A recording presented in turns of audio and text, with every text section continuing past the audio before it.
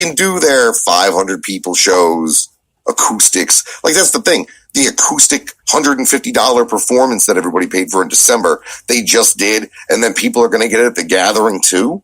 Right. What happened to $150 at Christmas time?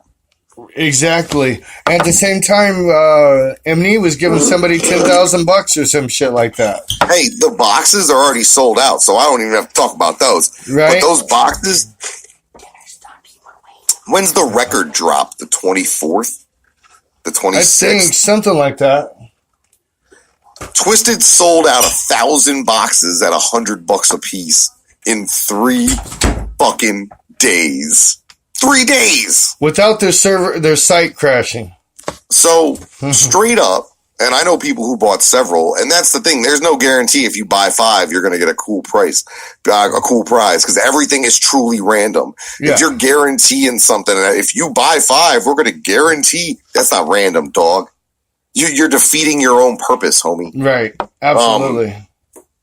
But yo, for real, that week the record comes out, someone's going to know that they got $10,000, I think, probably 2 days before the record drops. You cannot buy publicity like that. You can't. No. Like, all they got to do is turn the story over to the publicist, and every major label, like every major periodical and every major website is going to pick it up. This underground rap duo gives away $10,000 to a fan. Right. And the thing is, they're taking extra steps to protect the integrity of the giveaway.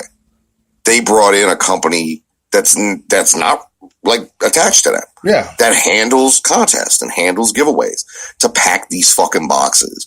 So there's no way in fuck. And then, for example, guess who wasn't allowed to buy a box? Me. No. I wanted a fucking box. You don't think I want a fucking crew jersey sometimes? Right. You don't think I like dope shit? You don't think I could use 10 fucking grand? Nope. I get a message from somebody that says, first of all, you can't buy any boxes. Second of all, we're giving away some boxes. You ain't eligible for that shit either. You just ain't getting a box, bro. And then it went as far as like, they told me your girl can't buy a box. Like, they Ancestry.com'd your ass and shit to make sure all your relatives get in. And I told people I know, I was like, look, if you bought boxes, I don't even want you to tell me. Like, I don't even want you to tell me. Straight up. And that's right. One fan gets $10,000. Twisted gets $90,000. Yep. That's exactly what happened. Mm-hmm. But 1,000 people are going to get CDs that are more than 4 tracks long. Right. So they're going to get they're all going to get the equivalent of brother CDs, right? But these are never going to be printed again, and you can do what you want with them. They come with a fucking certificate, right? And then, I don't know, another 200 people are going to come off on one-of-a-kind, never seen before, can't be fucking bought merchandise for $100, including some shit that's like dream level. Like, think, like, if you're the right person and you get those VIP passes for a year and you the right person, you could fly the fuck around this bitch. Right. And go to every event for 12 calendar fucking months. The homeboy Fatal Frankie and his girlfriend had some similar thing to that because of the trunk or treat they won. Okay. They received VIP passes for a year, and he's kind of centrally located there in the middle of the country, and he was at every fucking thing. He's still at going to every fucking thing, even though his shit expired. Like, you know what I mean? Like, they're giving away a bunch of dope shit, and I'm sure they're going to add shit, and you're getting an advanced copy of the album, which means everybody will have their box before the album drops. I'm expecting everybody to get their box by Wednesday on the week and don't fucking, my statements are not officially fucking statements of Magic Ninja Entertainment. As someone looking at shit from the outside, I anticipate people to receive their boxes by the Wednesday. Because that's really the only way it makes sense to leak. Because the album's going to leak. Right. The album's guaranteed it's going to leak this way, unfortunately. Yeah. But you try to minimize that. So say Wednesday, Thursday, people are going to get their boxes. We'll know somebody won. And I would assume that part of them taking that money is going to be they're going to have to sign a release that says we can use your name and your likeness to prove we didn't fake this and to prove that you're a real fucking person that we don't know. So, good luck to everybody who did buy a box. A bunch of fucking heads did, but I know some heads bought a bunch of boxes too. So, I mean, straight up, that's the thing. It's a good marketing thing, and it's not unheard of in rap. The links they went to give back to the fans in this case, that is unheard of. But, for example, there's a rapper named Nipsey Hussle from Compton. I don't know. Okay, so Nipsey put his mixtape up for free and then had 100 copies printed up. No, I'm sorry. He had 1,000 copies printed up. And they were $100 a piece. And he said, look, if you want to hear the mixtape's up on the web. But if you want to hear the mixtape plus a couple extra songs and you want a physical hard copy of my CD, $100. Right. And he sold them all. And he didn't give nobody 10 grand back. So, look at it however you want, man. Consider this is funding bigger shit. This ain't money that's going to get blown on pills. This is money that's clearly going into bigger shit. Astronomicon 3 is on the horizon, is scheduled. The hotel is already sold the fuck out. So I'm sure they're trying to bank big funds to try to get some of these huge, big name guests in that, so we can really fucking blow it out. Attendance was up for 2, but next year we're going to fucking blow the seams out of that building and have to leave. There were still 2. The con was over. Astronomicon was over. And there were still 2 lines in that motherfucker. 1, people buying advance boxes. If you were at the con and you saw the presentation, you could buy a box for $80. Oh, no shit. And basically, it eliminated the shipping. Because you're paying $80 for the box and you're paying $20 for the shipping. Okay.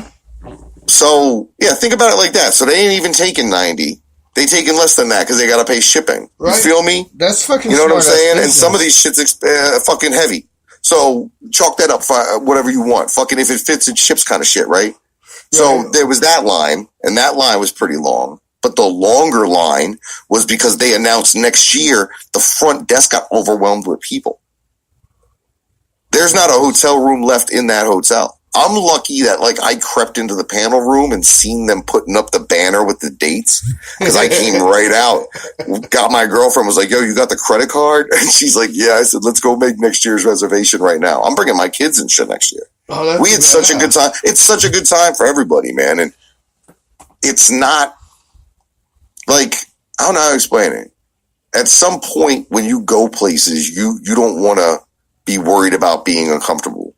You want to be comfortable. Right. So, it's not overwhelmingly one thing. It's con, but it's mad underground. Okay. It's mad underground, too. And people notice. And the whole building smells like weed, which is mad funny. Especially now that the shit's legal up there, which I love. Right. I didn't know nothing about Astronomicon until this year. And I paid a little bit of attention to it. But I didn't even know 3 was on the horizon already, too. Yeah, man, that was the last thing announced at Astronomicon 2 was Astronomicon 3, same weekend next February. Nice. Between now and then, I hope to get it on some other cons, to be honest with you. I'm talking with a con in upstate New York. We have a convention here called Rock and Shock that Twisted takes part in most years. I'm going to try to expand my role there and keep doing the damn thing. All right. Now, not only are you doing all this, deal with all that Juggalo stuff, you were on C-SPAN the other day. Let's talk about that. Yeah, I was. That caught my attention, man. I was like, all right. I'm rocking with a presidential candidate named Andrew Yang, who is this dude on the back of this book here. And he wants to give everybody $1,000 a month. He wants to institute a new tax on tech companies that don't pay no taxes like Amazon. And it's in this book. And he was talking... And I've been into him, so I was like, you know what? My old lady got the day off. It was free. I think it's probably the last chance I'm going to get to, see him. So we go, and he's experienced, a popularity uptick in the last few weeks, up, a large amount. So we get there, C-SPAN's there, and there's no place to sit because there's far more people than they were expecting. So they're like, look, we're going to put chairs up on the stage if you don't mind being on TV. I was like, bitch, I'm always on TV. Come the fuck down. So I pulled my poor girlfriend up there with me, and I'm sitting there during the political fucking discussion with a guy who wants to be the president and a guy who used to be the mayor. And then afterwards, C-SPAN caught me and him talking about net neutrality and new media, which is what all this is. The conversation we had before.